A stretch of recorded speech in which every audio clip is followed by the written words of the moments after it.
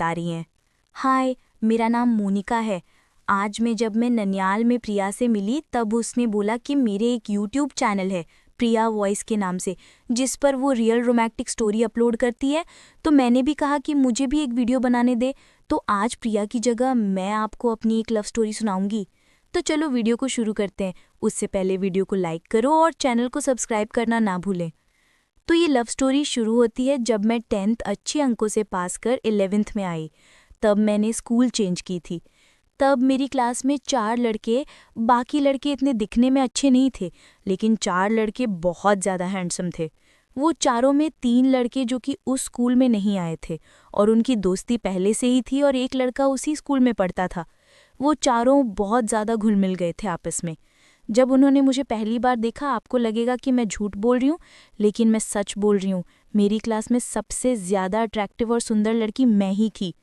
मेरी क्लास की सारी लड़कियां और मैं भी उन चारों लड़कों पर फिदा थी, लेकिन उन चारों को लड़कियों से बात करना अच्छा नहीं लगता था। उनका मजाक उड़ाना उन्हें अच्छा लगता था, और उनका एक सबसे मजाक की आदत थी कि वो सबका निकनेम रखते थे, क्योंकि वो चारों के बीच ही रहता था। उन्होंने मेरा भी नाम रखा, क्योंकि मैं बहुत सुंदर थी, इसलिए उन्होंने मेरा नाम रखा काजू कतली। लेकिन उन्होंने कभी भी मुझे इस नाम से नहीं बुलाया, यहाँ तक कि वो मुझसे बात भी नहीं करते थे। लेकिन जब भी मैं कुछ अलग टाइप के कपड़े पहनकर आती थी, मतलब कि मैं ज़्यादा सुंदर दिखती थी, तब वो चारों आपस में बातें करते थे कि आज तो काजू कतली बहुत ज़्यादा स्वादिष्ट दिख रही है, इसे एक बार तो खाना पड़ेगा। उस समय मुझे कुछ पता नहीं था। धीरे धीरे ये सिलसिला चलता रहा, और हाँ, उन चारों ने अपने खुद के भी उपनाम रखे थे एक दूसरे के। उसमें से एक सबसे बढ़िया उपनाम है। एक गर्ल अपनी लव स्टोरी बता रही हैं। पेप्सा ये उनकी ग्रुप का सबसे हाइट में छोटा लड़का था, जिसके दाढ़ी मूछें सब थी। एक दिन जब वो चारों स्कूल के पीछे एक जगह पर बैठे थे जहां उनके अलावा कोई नहीं बैठता था, क्योंकि सारी स्कूल इन चारों से डरती थी। वो चारों जितनी गहरी दोस्ती में थे उतने ही ज्यादा बदमाश भी थे। उनका कनेक्शन अंडरवर्ल्ड से भी था, तो डर की वजह से वहां पर कोई नहीं बैठता था। तो उन चारों ने मिलकर, यानी उनमें से 3 जनों ने मिलकर, चौथा तो वो था जिसके नाम पे उस जगह का नाम रहा था, उन तीनों ने मिलकर उस जगह का नाम रखा था पेप्सा ओयो सेंटर, जो कि हमारी पूरी स्कूल में बहुत फेमस था। लेकिन किसी को भी ये नहीं पता था कि पेप्सा किसका नाम है। इसमें से एक लड़के का निकनेम था हनी भैया। ये थोड़ा शांत स्वभाव का था और हर वक्त सीरियस रहता था। जब वो तीनों उसे हनी भैया के नाम से चिढ़ते तो वो बहुत ज्यादा गुस्सा होता। उनमें से एक लड़के का निकनेम था जादूगर, क्योंकि ये थोड़ा पतला और हाइट में बहुत ज्यादा लंबा था। ये हमेशा मजाक के मूड में रहता और उन पूरी क्लास में सबसे ज्यादा मजाक, मस्ती और किसी का मजाक उड़ाना, ये सारे काम यही करता, यहाँ तक कि ये टीचरों के भी मजाक उड़ा देता था। अब बात करते हैं लास्ट चौथे लड़के की, जो कि बहुत ही ज्यादा हैंडसम एंड स्मार्ट लड़का था, जिसका निकनेम उन्होंने केके रखा था। लेकिन वो खुद अपने आप का निकनेम सबको कप्सा बताता था। वो लड़का हर किसी का दिल हैक कर सकता था। जैसा उसका नाम वैसे ही उसके काम। उसे हैकिंग में बहुत ज्यादा इंटरेस्ट। वो साइंस मैथ का स्टूडेंट था। तो ये तो हुआ इंट्रोडक्शन। अब बात करते हैं हमारी लव स्टोरी की। तो हमारी जो लव स्टोरी है वो कहीं ना कहीं 11 से ही शुरू हो चुकी थी, और उसे एक दिशा 12th में आने के बाद मिली। वो चारों लड़के मुझे पसंद करते थे, लेकिन मुझे ये बात पता नहीं थी। हमारी क्लास की सारी लड़कियां उन लड़कों को पसंद करती थी, लेकिन कभी भी किसी ने उनसे बात करने की हिम्मत नहीं की, क्योंकि हम सबको लगता था कि वो लड़के हमारे हाथ में आने जैसे नहीं हैं।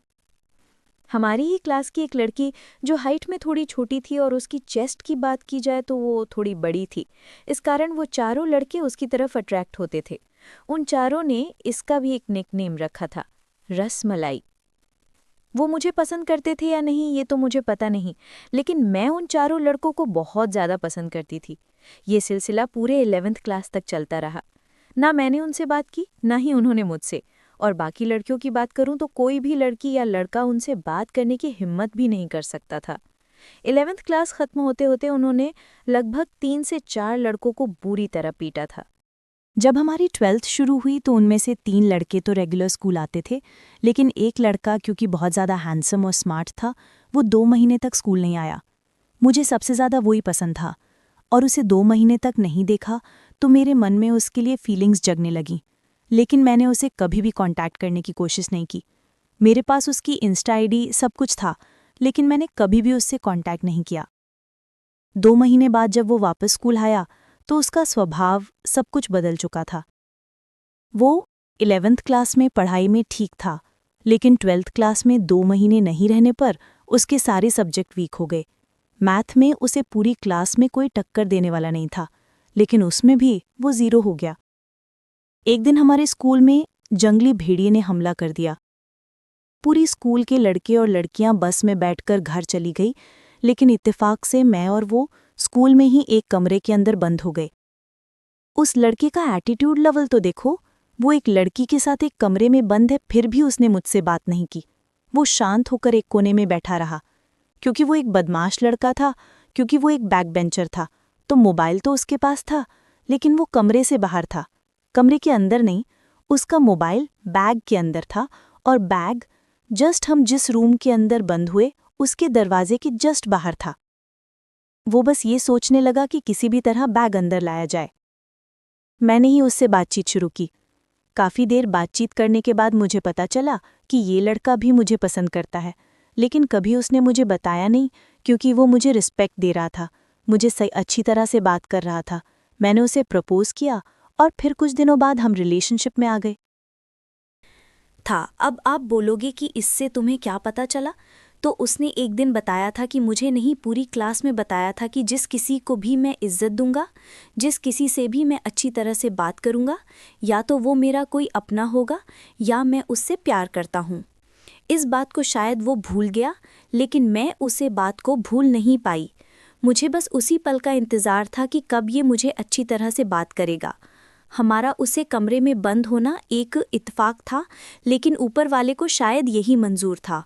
उसने मुझसे पूछा कि तुम्हारा ड्रीम क्या है, क्योंकि बाहर हम जा नहीं सकते, अंदर हम थे, और 2-3 दिन तक स्कूल खुलने वाली नहीं थी बेदिबा के खबर से, और किसी को भी ये पता नहीं चला कि हम दोनों वहाँ पर बंद है या चल दिए गए।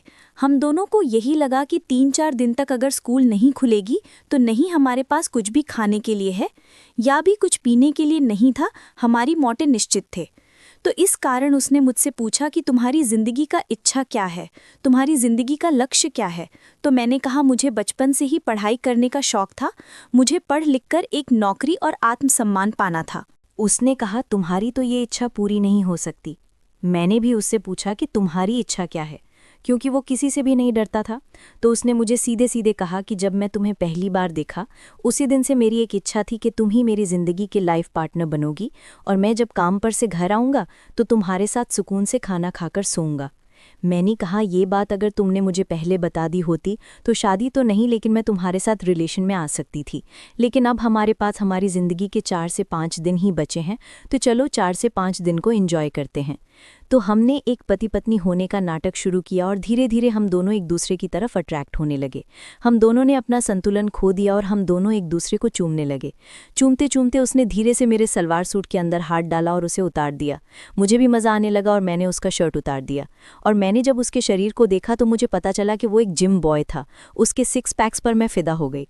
हमने दोनों को चूमते चूमते किस के साथ संबंध बना। धीरे धीरे मैंने अपने और उसने अपने शरीर के सारे कपड़े उतार दिए, और कभी मैं उसके ऊपर, कभी वो मेरे ऊपर। मैं उसके पेट पर बैठ गई और उछलने लगी। उस पल हम दोनों ये भूल गए थे कि हम कहाँ हैं। वो मेरा फर्स्ट टाइम था, लेकिन वो एक प्रो प्लेयर था। उसकी हस्ती बहुत बड़ी थी। उसने एक टैबलेट भी खाई थी और मुझे भी खिलाई थी, और लगभग 2 से 3 घंटे तक हम दोनों ने मज़े किए।